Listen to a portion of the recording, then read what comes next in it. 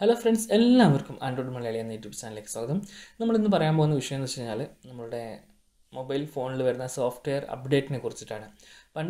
പണ്ടും പ്രശ്നങ്ങൾ ഉണ്ടാവാറുണ്ട്. കാരണം സോഫ്റ്റ്വെയർ അപ്ഡേറ്റ് ചെയ്തതിന് ശേഷം നമുക്ക് ഫോൺ ഇടയ്ക്കിടയ്ക്ക് റീസ്റ്റാർട്ട് ആവുക, അങ്ങനത്തെ കുറേ കംപ്ലയിൻസ് ഒക്കെ പണ്ടും ഉണ്ടായിട്ടുണ്ട്. എന്നാലും ഇത്രയും കംപ്ലയിൻസ് ഒന്നും ഉണ്ടായിട്ടില്ല. ഇപ്പോഴത്തെ മെയിനായിട്ടുള്ള രണ്ട് കംപ്ലയിൻറ്റ് എന്ന് പറയുന്നത്, ഒന്ന് സോഫ്റ്റ്വെയർ അപ്ഡേറ്റ് ചെയ്തതിന് ശേഷം ഗ്രീൻ ലൈൻ വരിക എന്നുള്ള കംപ്ലയിൻ്റ് ആണെങ്കിൽ ഡിസ്പ്ലേ അടിച്ചു പോവുക കംപ്ലയിൻ്റ് ആണ്. രണ്ടാമത്തെ കംപ്ലയിൻറ്റ് എന്ന് പറഞ്ഞാൽ ഫോൺ മൊത്തമായിട്ട്, അതായത് മദർ ബോർഡ് അടിച്ചു പോവുക. ഇതാണ് രണ്ട് കംപ്ലയിൻസുകൾ. അപ്പോൾ ഞാൻ നിങ്ങളുടെ അടുത്ത് പറയുന്നത്, നമുക്ക് സോഫ്റ്റ്വെയർ അപ്ഡേറ്റ് കൊണ്ട് അത്രത്തോളം ഇമ്പോർട്ടൻ്റ് ആയിട്ടുള്ള ഒരു ചേഞ്ച് വരുന്നുണ്ട് എന്ന് കണ്ടാൽ മാത്രമായിട്ട് നിങ്ങൾ എന്ത് ചെയ്യാം, സോഫ്റ്റ്വെയർ അപ്ഡേറ്റ് ചെയ്യുക, അല്ലെങ്കിൽ ചെയ്യാതിരിക്കുക ഏറ്റവും നല്ലതാണ്. അതുപോലെ തന്നെ പലരും പറയും സോഫ്റ്റ്വെയർ അപ്ഡേറ്റ് നമ്മൾക്ക് അത് കിട്ടും ഇത് കിട്ടും.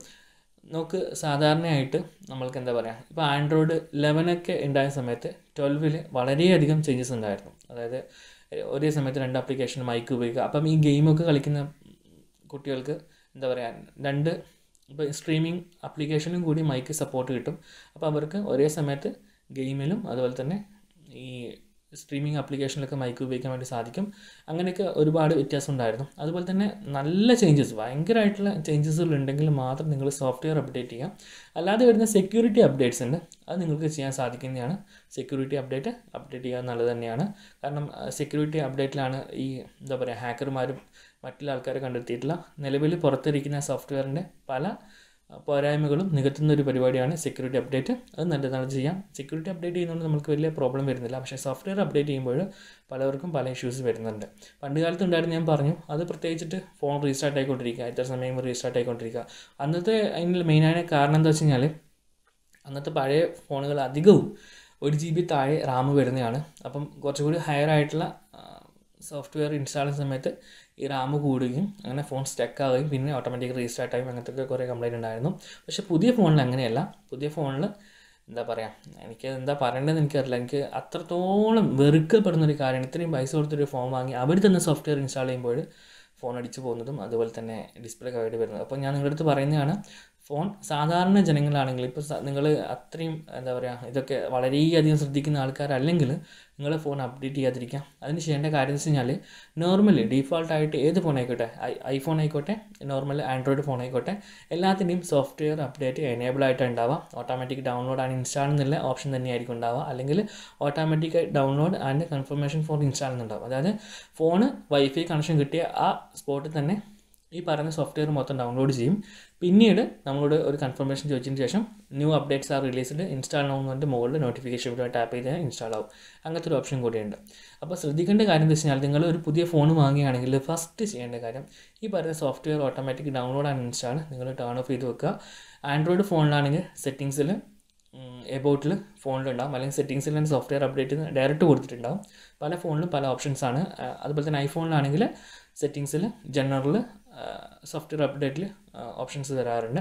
അല്ലെങ്കിൽ എങ്ങനെയാണെന്നുള്ള വീഡിയോസ് ഐഫോണിൽ ഞാൻ പ്രത്യേകിച്ചിട്ട് ഷോർട്ടായിട്ട് ചെയ്യാവുന്നതാണ്. ഓക്കെ, അപ്പോൾ നിങ്ങൾ ഫോൺ കിട്ടിയ ഉടൻ തന്നെ ഇത് ചെയ്തു വെക്കുക. കാരണം നമ്മൾ ഇത്രയും പൈസ കൊടുത്തിട്ട് ഇപ്പം ഇങ്ങനൊരു എന്തെങ്കിലും ഒരു മിസ്റ്റേക്ക് വന്നു കഴിഞ്ഞാൽ, ചിലപ്പോൾ ഒരു വർഷത്തിനുള്ളിലാണെങ്കിൽ വാറണ്ടി പീരീഡിൽ അവർ നമുക്ക് ഡിസ്പ്ലേ മറ്റും ബോർഡായാലും ഡിസ്പ്ലേ ആയാലും മാറ്റിത്തരും. പക്ഷേ അത് കഴിഞ്ഞ് കഴിഞ്ഞാൽ എന്ത് ചെയ്യുക, മാറ്റിത്തരില്ല. അപ്പോൾ മാക്സിമം നിങ്ങൾ സോഫ്റ്റ്വെയറൊക്കെ അപ്ഡേറ്റ് ചെയ്യുന്നുണ്ടെങ്കിൽ ഈ പറയുന്ന 1 ഇയറിൻ്റെ ഉള്ളിൽ തന്നെ അപ്ഡേറ്റ് ചെയ്യുന്നതായിരിക്കും നിങ്ങൾക്ക് ഏറ്റവും നല്ലത്. അതിനുശേഷം മാക്സിമം സോഫ്റ്റ്വെയർ അപ്ഡേറ്റ് ചെയ്യാതെ ആ സോഫ്റ്റ്വെയർ തന്നെ കണ്ടിന്യൂ ചെയ്ത് പോവാം. മറ്റൊരു കാര്യം പറയാനുള്ളതെന്ന് വെച്ച് കഴിഞ്ഞാൽ, ഈ സോഫ്റ്റ്വെയർ അപ്ഡേറ്റ് ചെയ്യുമ്പോഴും ഒറ്റ അടിക്കുക, അതായത് ഒറ്റ ഡൗൺലോഡ് രീതിയിൽ തന്നെ ചെയ്യാം. അതായത് ചില ആൾക്കാർ പറയാം, ഈ സോഫ്റ്റ്വെയറൊക്കെ പാക്കറ്റ് നമ്മൾക്കറിയാം, നമ്മൾക്കൊരു ഫയൽ ഡൗൺലോഡ് ചെയ്യുമ്പോൾ അത് പല പാക്കറ്റ്സ് ആയിട്ടാണ് ഇങ്ങനെ ഡൗൺലോഡ് ചെയ്യാം. അതിൽ ഏതെങ്കിലും ഒരു പാക്കറ്റ് കറപ്റ്റായി കഴിഞ്ഞാൽ ആ ഒരു കാരണം കൊണ്ട് നമ്മളെ ഫോൺ അടിച്ചു പോകാനുള്ള ചാൻസ് ഉണ്ട്, അല്ലെങ്കിൽ സോഫ്റ്റ്വെയർ കറപ്റ്റ് ആവാനുള്ള ചാൻസ് ഉണ്ട്. അപ്പോൾ നിങ്ങൾ എപ്പോഴെങ്കിലും സോഫ്റ്റ്വെയർ അപ്ഡേറ്റ് നിർബന്ധമായിട്ട് ചെയ്യുകയാണെങ്കിൽ എന്ത് ചെയ്യുക, നല്ലൊരു വൈഫൈ കണക്ഷനിൽ പോവുക, ഡൗൺലോഡ് കൊടുക്കുക, അത് കംപ്ലീറ്റ് ആയി ഡൗൺലോഡ് ചെയ്തിട്ട് മാത്രം അത് സ്റ്റോപ്പ് ചെയ്യുക. അതല്ലാതെ പകുതി കുറച്ച് ദിവസം കഴിഞ്ഞിട്ട് അങ്ങനെ ഒരിക്കലും ഡൗൺലോഡ് ചെയ്യാൻ പാടില്ല. ഒറ്റ അടിക്ക് ഡൗൺലോഡ് ചെയ്ത് കംപ്ലീറ്റ് ചെയ്യണം. അല്ലെങ്കിൽ എന്ത് പറയും, ഈ പറയുന്ന പോലെ പാക്കറ്റ് ഡാറ്റ എന്തെങ്കിലും ഒരു മിസ്റ്റേക്ക് വരികയാണെങ്കിൽ ആ സോഫ്റ്റ്വെയർ കറപ്റ്റ് ആവും, ഇൻസ്റ്റാൾ ചെയ്യുമ്പോഴും പല പ്രോബ്ലംസ് ഉണ്ടാവും. ഒരുപക്ഷെ ഫോൺ മൊത്തത്തിൽ അടിച്ചു പോകാനുള്ള ചാൻസും കൂടുതലാണ്. പ്രത്യേകിച്ചിട്ട് ഒരു സോഫ്റ്റ്വെയറിൽ നിന്ന് മറ്റൊരു, ഇപ്പം ആൻഡ്രോയിഡ് 14 നിന്ന് 15 മാറുന്ന സമയത്ത് ഇങ്ങനെയുള്ള ജംപ്സ് ഉണ്ടല്ലോ, അങ്ങനെ ജമ്പ് ചെയ്യുന്ന സമയത്ത് എന്ത് സംഭവിക്കും, അധികവും ഇങ്ങനത്തെ പ്രോബ്ലംസ് വരും. അപ്പം സോഫ്റ്റ്വെയർ അപ്ഡേറ്റ് ചെയ്യുമ്പോഴും ഒറ്റ പ്രാവശ്യം മൊത്തം ഡൗൺലോഡ് ചെയ്ത് തീർക്കുന്നതായിരിക്കും നിങ്ങൾക്ക് ഏറ്റവും നല്ലത്. പിന്നെ ശ്രദ്ധിക്കേണ്ട കാര്യം എന്ന് വെച്ച് കഴിഞ്ഞാൽ, നമുക്ക് നമ്മുടെ ഫോണിൽ ഡീഫോൾട്ടായിട്ട് വരുന്ന സോഫ്റ്റ്വെയർ അത് അവർ ഒരുപാട് വട്ടം ഈ ഫോൺ കമ്പനി ആ ഫോൺ ഇറക്കിയിട്ട് ഒരു വർഷം വരെ ഈ ഫോണിൽ യാതൊരുവിധ ഡിഫക്റ്റും വരില്ല എന്ന് ഉറപ്പ് വരുത്തിയ ശേഷമായിരിക്കും അവർ പുറത്തിറക്കുക. അപ്പം നമ്മൾ നിലവിലുള്ള ആ സോഫ്റ്റ്വെയർ നമ്മുടെ ഫോണിനോട് ഏറ്റവും ഒപ്റ്റിമൈസ് ആയിട്ടുള്ള സോഫ്റ്റ്വെയർ ആയിരിക്കും നമുക്ക് ലഭിക്കുക. അപൂർവം ചില സന്ദർഭങ്ങളിൽ മാത്രമേ ഡിഫോൾട്ടായി വരുന്ന സോഫ്റ്റ്വെയറിന് പോലും മിസ്റ്റേക്ക് ഉണ്ടാകാനുള്ള ചാൻസ് ഉള്ളൂ. അപ്പം നമ്മളെപ്പോലെ സാധാരണ ആൾക്കാർക്ക് ഒരിക്കലും സോഫ്റ്റ്വെയർ അപ്ഡേറ്റ് ചെയ്യേണ്ട ഒരു ആവശ്യമില്ല എന്നാണ് എൻ്റെ ഒരു കാഴ്ചപ്പാട്. ചില അതിനെതിരായി ചിന്തിക്കുന്ന ആൾക്കാരും ഉണ്ടായിരിക്കാം. പക്ഷെ എന്നാലും സെക്യൂരിറ്റി അപ്ഡേറ്റ്സുകൾ നിങ്ങൾ ചെയ്യുന്നത് നിങ്ങൾക്ക് നല്ലതായിരിക്കും. കാരണം ഇപ്പം നമ്മൾക്കറിയാം, നമ്മളെല്ലാ കാര്യങ്ങളും ചെയ്യുന്നത് ഇൻ്റർനെറ്റിലൂടെയാണ്. നമ്മൾ ബാങ്കിങ് തുടങ്ങിയിട്ട് എല്ലാ കാര്യങ്ങളും ചെയ്യുന്നത്. അതിനെ ആപ്ലിക്കേഷൻ ഉപയോഗിച്ച് ചെയ്യുന്ന ബാങ്കിങ് കുറച്ചുകൂടി സേഫ് ആണെങ്കിൽ പോലും ഇപ്പോഴും ഫോണിലൂടെ എന്താ പറയുക, ഇൻ്റർനെറ്റ് ബാങ്കിങ് വെബ്സൈറ്റ് ഓപ്പൺ ചെയ്തിട്ട് അതിലൂടെ ട്രാൻസാക്ഷൻ നടത്തുന്ന ആൾക്കാരുണ്ട്. അതുപോലെ തന്നെ പല വെബ്സൈറ്റുകളിൽ നിന്നും പർച്ചേസ് ചെയ്യുന്ന ആൾക്കാരുണ്ട്. അപ്പോൾ ഇത്തരത്തിൽ നമ്മളൊരു വെബ്സൈറ്റ് ഓപ്പൺ ചെയ്യുന്നത് അതിൽ നമ്മുടെ ബാങ്കിങ് ഡീറ്റെയിൽസ്, പ്രത്യേകിച്ചിട്ട് credit card, debit card number, അതിൻ്റെ CVV നമ്പറൊക്കെ കൊടുക്കുന്ന ആൾക്കാരുണ്ടാവും. അപ്പം അത്തരത്തിലെ കാര്യങ്ങളൊക്കെ, അല്ലെങ്കിൽ രഹസ്യ കോഡൊക്കെ കൊടുക്കുന്ന ആൾക്കാരുണ്ടാവും. അപ്പോൾ അത്തരത്തിൽ കോഡൊക്കെ കൊടുക്കുമ്പോഴും അത് പല ആൾക്കാരും എടുത്തുകൊണ്ട് പോകുന്നത്, അതുപോലെ തന്നെ പല സോഫ്റ്റ്വെയർ ഉപയോഗിച്ച് അത് എന്താണെന്ന് കണ്ടെത്താനൊക്കെ സാധിക്കുന്ന പല മൈന്യൂട്ടായിട്ടുള്ള ലീക്സും ഉണ്ടാവും. ഇത്തരം ലീക്കുകൾ കണ്ടുപിടിച്ച ശേഷം അത്തരം ലീക്കുകൾ ഫിക്സ് ചെയ്യുന്ന പരിപാടിയാണ് ഈ സെക്യൂരിറ്റി അപ്ഡേറ്റ് എന്ന് പറയുന്നത്. അപ്പം സെക്യൂരിറ്റി അപ്ഡേറ്റ് നിർബന്ധമായിട്ടും ഇൻസ്റ്റാൾ ചെയ്യുക. സോഫ്റ്റ്വെയർ നിങ്ങൾ അപ്ഡേറ്റ് ചെയ്യുന്നത് നിങ്ങൾക്ക് കുറയ്ക്കുന്നതായിരിക്കും നിങ്ങൾക്ക് നല്ലത്. ചിലപ്പം ഇപ്പം എന്താ പറയുക, ഇപ്പം അധികം ഈ കംപ്ലയിൻറ്റ് ഇങ്ങനെ കൂടി വരുന്നത് കൊണ്ട് അടുത്ത് തന്നെ എന്തെങ്കിലും ഒരു നിയമം വരാൻ ചാൻസ് ഉണ്ട്. അങ്ങനെ അവർ കുറച്ചുകൂടി ബെറ്ററായിട്ട് സോഫ്റ്റ്വെയർ ഒപ്റ്റിമൈസ് ചെയ്ത് ഇറക്കാനുള്ള ഒരു ഇടവരട്ടെ എന്ന് വിശ്വസിക്കുന്നു. കാരണം 1,00,000 അധികം രൂപ കൊടുത്ത് വാങ്ങുന്ന ഐഫോണിനും ഒരു 10-15-20,000 രൂപ കൊടുത്ത് വാങ്ങുന്ന പോക്കോ, റെഡ്മി തുടങ്ങിയ മൊബൈൽ ഫോണുകളിലും ഈ സോഫ്റ്റ്വെയർ അപ്ഡേറ്റ് ചെയ്യുമ്പോഴും ഈ പ്രശ്നം വരുന്നുണ്ട്. അപ്പം ഇത്ര വിലയുള്ള ഫോൺ വാങ്ങിയിട്ടും അല്ലെങ്കിൽ എത്ര വിലയുള്ള ഫോൺ വാങ്ങിയിട്ടും ഒരു കാര്യമില്ല. കാരണം അത്തരത്തിലാണ് ഇപ്പോഴത്തെ അപ്ഡേറ്റുകളൊക്കെ വരുന്നത്. അപ്പം വളരെയധികം ശ്രദ്ധിച്ച് മാത്രം ഇത്രയും കാര്യങ്ങൾ ചെയ്യാം.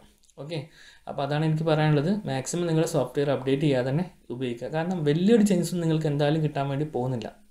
അതുപോലെ തന്നെ ഈ ശരിയാണോ എന്ന് എനിക്കറിയില്ല, ഇപ്പം S23 ആണെങ്കിൽ അതിൻ്റെ ലാസ്റ്റ് അപ്ഡേറ്റിൽ കുറച്ചും കൂടി അതിൻ്റെ ക്വാളിറ്റി, അല്ലെങ്കിൽ എടുക്കുന്ന ചിത്രങ്ങൾക്ക് കുറച്ചും കൂടി ക്വാളിറ്റി കുറഞ്ഞ പോലെ തോന്നുന്നുണ്ട്. കാരണം S24 കുറച്ചും കൂടി ബെറ്ററാന്ന് കാണിക്കാൻ വേണ്ടിയിട്ട് S23യുടെ ക്വാളിറ്റി കുറച്ചെന്നൊക്കെ ഒരു അപവാദം അല്ലെങ്കിൽ ഗോസിപ്പ് ന്യൂസ് ഉണ്ടായിരുന്നു.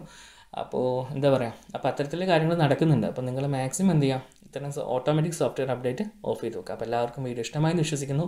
ഇഷ്ടമായ ലൈക്ക് ചെയ്യുക, നിങ്ങളുടെ നിർദ്ദേശം അഭിപ്രായങ്ങൾ താഴെ കമൻറ്റ് ബോക്സിൽ രേഖപ്പെടുത്തുക. അപ്പോൾ മറ്റൊരു വീഡിയോയിൽ കണ്ടുമുട്ടും വരെ എൻ്റെ എല്ലാ കൂട്ടുകാർക്കും നന്ദി, നമസ്കാരം.